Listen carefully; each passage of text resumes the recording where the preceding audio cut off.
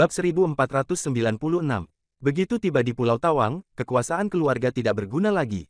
Hanya kemampuan pribadi saja yang berguna. Arham memelototi Ozak, tetapi tidak bertindak gegabah. Dia segera berlari ke samping Delmar untuk membantu Delmar berdiri dan memeriksa lukanya. Untungnya, hanya luka luar dan tidak terlalu serius.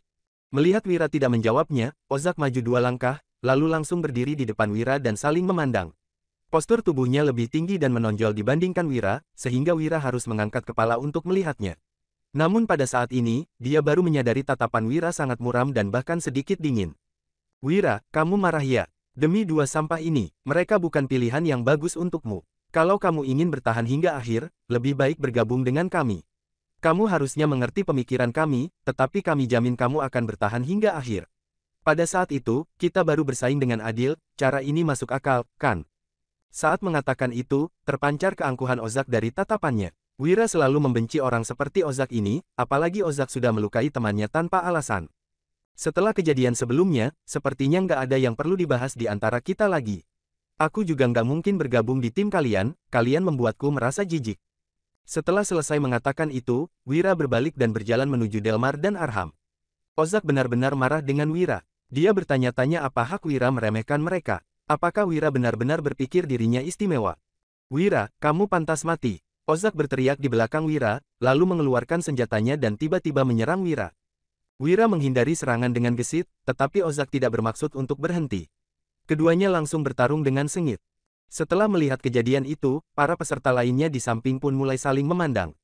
Astaga, sepertinya Wira sedang bertarung dengan beberapa senior itu, tapi kultivasi para senior itu sangat tinggi. Tak disangka, Wira cukup berani juga.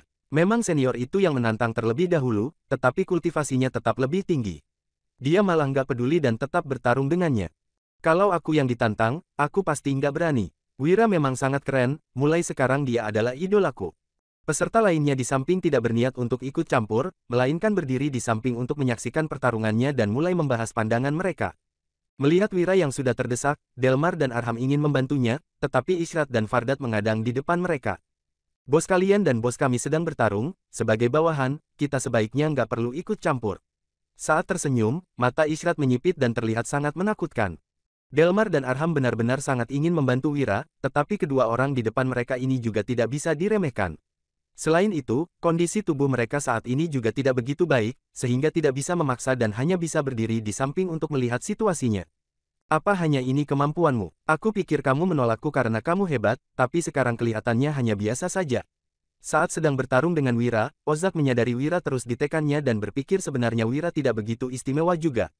Bab 1497. Mendengar perkataan Ozak yang menyindirnya, Wira sama sekali tidak peduli. Saat ini, dia masih belum mengeluarkan seluruh kemampuannya, karena ada banyak orang yang menyaksikan pertarungan mereka. Jika dia sudah mengungkapkan kemampuannya yang sebenarnya, dia akan rugi nanti. Justru karena pemikiran Wira yang seperti ini, Ozak baru berpikir Wira bukan tandingannya dan serangannya makin keterlaluan. Setiap kali saat menyerang Wira, dia selalu berniat untuk menghabiskan nyawa Wira dan membuat Wira sangat marah. Wira berpikir ini hanya sebuah sayembara, tidak perlu sampai saling merenggut nyawa. Dia sekali lagi menendang Ozak hingga terbang, lalu berdiri di samping untuk memperbaiki kondisinya. Dia ingin meredakan suasana hatinya, tetapi Ozak tetap tidak berniat untuk berhenti dan menyerangnya. Mereka bertarung lagi dan Ozak tetap menantangnya dengan perkataan, "Kami marah ya, aku belum melakukan apa-apa. Jangan-jangan, kamu sudah menyadari niatku ya? Aku yakin sekarang kamu pasti berpikir ini hanya sebuah sayembara, nggak perlu membunuh orang. Tapi, kamu harus tahu, apapun yang terjadi di dalam sayembara ini dianggap wajar." Saat Ozak mengatakan itu, Wira menjadi tertegun sejenak. Mengapa dia tidak tahu sayembara ini bisa merenggut nyawa seseorang? Awalnya, dia berpikir ini hanya sayembara mencari jodoh untuk gadis suci, sehingga dia lebih santai. Sekarang, Ozak pun sudah berkata seperti itu, dia merasa tidak perlu untuk terus bersantai lagi. Setelah sekali lagi menendang Ozak hingga terbang, dia menyimpan tongkatnya, lalu mengeluarkan pistol di sakunya. Dia mengangkat pistolnya dengan santai dan membidik Ozak. Namun, Ozak merasa Wira sedang berpura-pura. Dia memang sudah pernah mendengar tentang senjata tersembunyi yang sangat kejam sebelumnya, tetapi dia merasa senjata itu pun tidak akan berguna saat menghadapi kekuatan yang mutlak. Arham sudah pernah merasakan kekuatan senjata tersembunyi milik Wira sebelumnya, sehingga dia tersenyum saat melihat Wira mengeluarkan senjatanya itu. Dia berpikir sepertinya hari baik Ozak sudah berakhir dan mungkin kali ini Ozak akan menderita. "Kamu nggak berencana untuk menghadapiku dengan benda sekecil ini, kan?" Wira, aku harus bilang kamu ini naif atau bodoh ya. Barang ini memang sangat kecil, tapi bisa menanganimu atau enggak, mungkin kamu harus langsung merasakannya sendiri. Setelah mengatakan itu, Wira langsung menembak satu peluru ke arah Ozak. Ozak terkejut dan segera menangkis peluru itu dengan pedangnya. Namun tak disangka, pedangnya malah terpental dan muncul sebuah lubang besar di tengahnya. Dia berpikir bagaimana mungkin benda sekecil itu bisa melakukannya. Dia bahkan belum menemukan di mana peluru itu terjatuh, senjatanya sudah hilang dan tangannya terasa sangat mati rasa. Aduh, bahkan memegang senjata sendiri pun nggak bisa stabil lagi ya. Bukankah tadi kamu bilang barang sekecil ini nggak bisa mengancammu? Tapi, aku lihat kedua tanganmu terus bergetar. Apa kamu takut ya? Wira selalu kalah dalam melawan perkataan orang, apalagi terus menyindir orang. Namun setelah dipermalukan oleh Ozak, dia tentu saja merasa sangat tidak tahan. Mendengar olok-olokan dari orang di sampingnya, Ozak perlahan-lahan mengepalkan kedua tangannya dengan erat untuk memaksa dirinya tenang. Dia tidak tahu trik apa yang digunakan Wira, tetapi dia berpikir itu pasti hanya sebuah kebetulan. Meskipun barang itu adalah senjata tersembunyi, tidak mungkin akan sehebat ini juga. Bab 1498. Masih belum berakhir. Wira, pertarungannya baru saja dimulai. Ozak berteriak, lalu menendang senjatanya sendiri dan menyerang Wira dengan tangan kosong. Wira tidak menyangka Ozak akan begitu keras kepala. Dia segera bergerak ke belakang Ozak dengan gesit dan langsung membidik pistolnya ke belakang kepala Ozak. Mendengar suara mekanis di belakangnya, tubuh Ozak langsung membeku dan tidak berani bergerak lagi.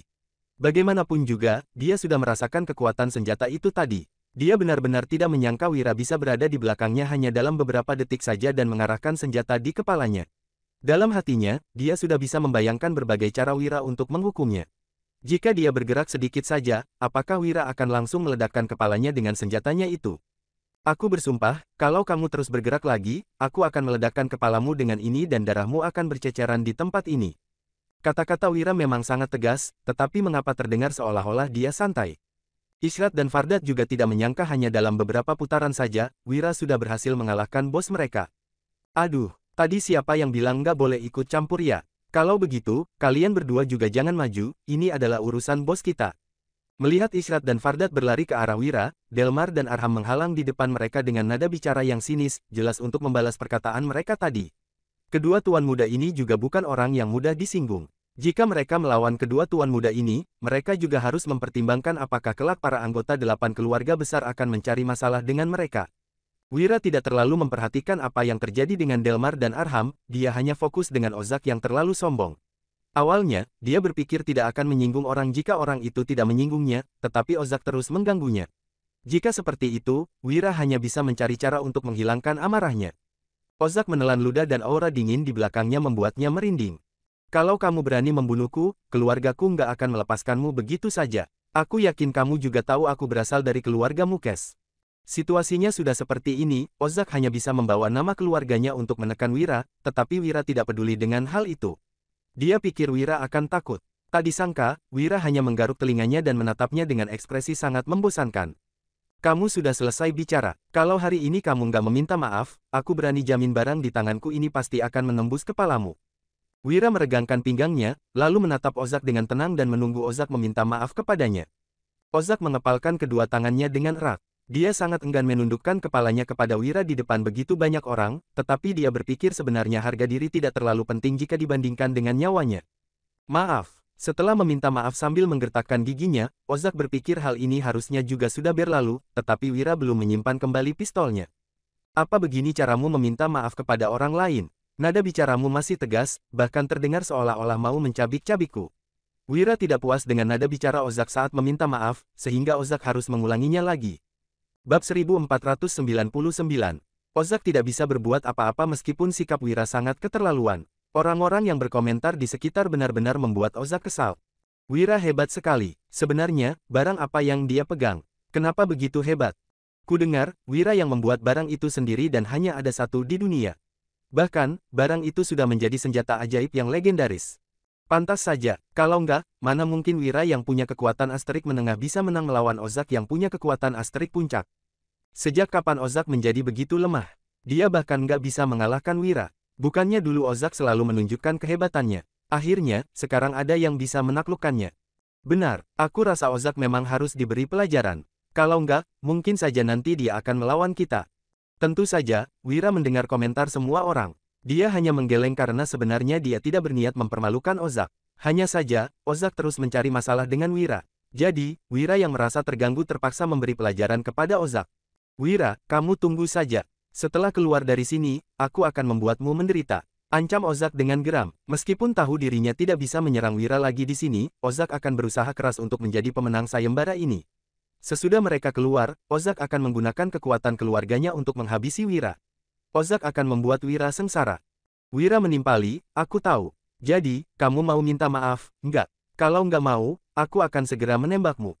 Ozak yang panik segera melunak dan meminta maaf kepada Wira. Kali ini, Wira merasa sangat puas. Sudah seharusnya Ozak meminta maaf dengan nada memelas seperti ini, bukan dengan sikap arogan seperti tadi. Setelah Wira menyimpan pistolnya, Ozak langsung menghampiri temannya. Ozak mengancam, Wira, aku akan mengingat perbuatanmu hari ini. Cepat atau lambat, kamu akan menerima pembalasanku. Selesai bicara, Ozak yang kesal membawa temannya pergi. Jika terus berada di tempat ini, Ozak pasti akan ditertawakan. Lebih baik, Ozak bersembunyi sambil menunggu pohon prunus berbuah. Dia akan menjadi orang pertama yang mendapatkan buah prunus. Sesudah Ozak dan temannya pergi, Delmar dan Arham menghampiri Wira. Mereka berdua tampak mengagumi Wira. Mereka tidak lagi menganggap semua orang setara seperti sebelumnya. Jangan lihat aku seperti itu, aku merasa nggak nyaman, ujar Wira yang merinding.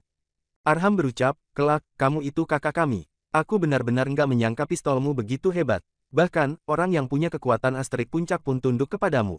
Delmar menanggapi, benar, kelak, kami akan mengikutimu. Tenang saja, Kak, kami nggak akan rebutan wanita denganmu. Kami akan berusaha membantumu menjadi pemenang dalam sayembara kali ini. Wira merasa Delmar benar-benar polos. Sebenarnya, Wira pusing melihat Arham dan Delmar yang tunduk kepadanya. Dia pun memijat keningnya. Wira tidak ingin mereka berdua bersikap seperti ini, dia juga tidak berniat berbuat apa-apa kepada mereka. Sekalipun mereka berdua tahu kekuatan Wira yang sebenarnya, Wira hanya menggunakan kekuatannya untuk melawan musuh. Wira berkata, sudahlah, kalian nggak usah bersikap seperti ini. Sebaiknya, kita semua bersaing secara adil. Aku nggak mau dituduh menindas kalian. Bab 1500. Delmar dan Arham langsung menggeleng setelah mendengar ucapan Wira. Mereka sudah melihat kehebatan Wira, mana mungkin mereka masih berebutan wanita dengan Wira. Kemungkinan besar, nanti mereka akan mati tragis. Selain itu, Wira adalah orang yang setia kawan. Jadi, mengikuti Wira adalah keputusan yang cukup bagus. Kemudian, ada banyak murid lain yang datang untuk mengakui Wira sebagai kakak mereka. Wira tidak menyangka dirinya akan menjadi kakak dari para murid Sekte Langit setelah berkelahi dengan Ozak. Melihat murid lain juga berebutan untuk mengakui Wira sebagai kakak mereka, Delmar dan Arham memutuskan untuk menegaskan status mereka. Delmar dan Arham yang mencari Wira terlebih dahulu, jadi seharusnya kedudukan mereka lebih tinggi. Wira tidak ingin berdebat dengan mereka lagi. Dia pun beristirahat di samping. Untung saja, hari kedua berlalu dengan cepat. Saat hari ketiga, ada sedikit pergerakan pada pohon prunus. Ozak dan dua pengikutnya yang menemukan hal ini terlebih dahulu, lalu Wira. Beberapa orang juga mulai menyadari pergerakan ini. Semuanya bertarung sehingga situasinya menjadi kacau. Wira berniat memanfaatkan kesempatan ini untuk kabur. Delmar dan Arham tidak mengerti alasan Wira berbuat seperti ini. Seharusnya, Wira juga ikut bertarung, lalu mengalahkan semua orang dan mendapatkan buah prunus. Wira berujar, aku nggak paham dengan pemikiran kalian. Aku nggak terlalu suka bertarung. Selain itu, aku sudah menemukan tempat baru. Jadi, biarkan saja mereka rebutan di sini. Awalnya, Wira tidak berniat memberitahu Delmar dan Arham tentang hutan pohon prunus yang ditemukannya. Namun, sekarang Wira menganggap mereka berdua sebagai temannya. Lagi pula, Delmar dan Arham sudah berjanji bahwa mereka tidak akan berebutan untuk menjadi pemenang. Delmar bertanya, apa, Wira, apa sebelumnya kamu sengaja menutupinya dari kami? Arham dan Delmar memandang Wira dengan ekspresi marah setelah mengetahui hal ini. Wira benar-benar keterlaluan, padahal mereka menganggap Wira sebagai kakak mereka. Ternyata, Wira malah mencurigai mereka berdua. Wira menyahut, aduh, sebelumnya, hubungan kita masih belum begitu baik. Sudahlah, jangan marah lagi. Nanti aku akan berbagi dengan kalian setelah mendapatkan buah prunus. Wira tidak tahu bagaimana caranya meminta maaf kepada mereka. Jadi, dia terpaksa memberikan usulan ini. Delmar dan Arham tidak berencana untuk berebutan posisi pemenang dengan Wira. Setelah mendapatkan buah prunus, mereka akan memakannya sendiri. Mereka bertiga pun pergi dengan santai. Sementara itu, orang-orang di belakang mereka masih bertarung. Delmar dan Arham yang mengikuti Wira sampai di gua yang tersembunyi. Mereka mengerahkan seluruh tenaga untuk memindahkan batu di depan gua. Kemudian, mereka mencium aroma yang segar. Ini adalah bau buah prunus yang sudah matang. Wira berkata, lihat, di sini ada hutan pohon prunus, jadi kita nggak usah menyia-nyiakan waktu kita untuk bertarung dengan mereka. Kita ambil saja semua buah ini, lalu kita makan sedikit. Nanti kita hanya perlu membawa satu buah prunus untuk ular piton raksasa. Wira menyuruh Delmar dan Arham untuk makan sepuasnya. Akhirnya, mereka bertiga mengeluarkan kantong, lalu mulai mengumpulkan buah prunus. Bab 1501. Aroma buah prunus ini benar-benar kuat, membuat kepala mereka terasa pusing, sampai tidak sabar untuk memakan semuanya. Aku nggak tahan lagi, aku akan mencobanya duluan, seru Arham yang tidak bisa menunggu lama lagi. Dia langsung mengambilnya dan memasukkannya ke mulut. Wira pun mengamati dengan tenang karena ingin tahu ada efek samping apa setelah memakannya. Setelah Arham melahap buah prunus, dia merasakan energi di tubuhnya pulih sedikit, bahkan basis kultivasinya juga meningkat sedikit dan otot-otot di tubuhnya menjadi makin kuat. Buah ini memang luar biasa, seru Arham. Begitu melihat ini, Delmar pun memakan satu dan mulai merasakan perubahan pada tubuhnya. Dengan begitu, ketiganya memakan cukup banyak buah prunus hingga hampir menerobos ke basis kultivasi selanjutnya. Sesudah merasa kenyang, mereka baru teringat bahwa ada misi yang harus diselesaikan. Selain itu, entah bagaimana situasi di luar sana sekarang. Jadi, mereka masing-masing mengambil satu buah prunus untuk diberikan kepada ular piton raksasa. Ternyata, ular piton ini memang menyeramkan karena panjang badannya sekitar 10 meter. Ketika ular piton itu melihat mereka, dia sama sekali tidak berniat jahat dan hanya berbaring dengan culas di tanah, seolah-olah tidak ingin memedulikan mereka. Bukankah ular piton ini terlalu malas? Sekte Langit menempatkannya di sini supaya dia menunggu orang-orang memberinya buah prunus, kan? Kenapa malah terlihat seperti ingin tidur? Hei, buah prunus ini untukmu, makanlah, seru Wira sambil mengangkat buah prunus di tangannya. Ular piton itu akhirnya bereaksi sedikit. Dia melirik Wira dan lainnya, tetapi kemudian menoleh dan tidak peduli. Apakah ular ini sakit? Bukannya dia paling menyukai buah prunus. Buah ini bahkan bisa memberinya manfaat besar dalam peningkatan basis kultivasi. Kenapa dia malah terlihat tidak acuh? Hei, ada apa ini? Kenapa kamu tidak memedulikan kami? Tanya Wira lagi. Mereka tentu pernah melihat ular piton sebelumnya. Ketika mendengar peraturan kompetisi, tidak ada yang menduga akan bertemu situasi seperti ini. Wira menggeleng, tidak memahami maksud ular piton itu. Namun, mereka harus mendapatkan sisik ular secepatnya karena orang-orang akan menyusul kemari sebentar lagi. Apa yang terjadi? Cepat makan buah prunus ini, bukannya kamu paling menyukainya? Tanya Wira. Sebelumnya, Juan mengatakan ular piton ini memiliki kecerdasan sehingga memahami perkataan manusia. Namun, Wira sudah berbicara sejak tadi. Kenapa ular piton ini sama sekali tidak bereaksi? Wira pun tidak tahan lagi, amarahnya mulai berkecamuk. Wira sontak datang ke hadapan ular piton itu dengan memegang buah prunus.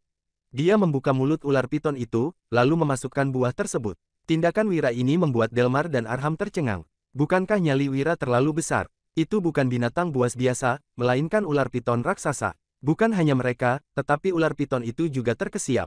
Apakah manusia ini sudah gila? Apakah manusia ini tidak takut padanya? Masalahnya, ular piton itu tidak ingin mencabut sisiknya untuk siapapun.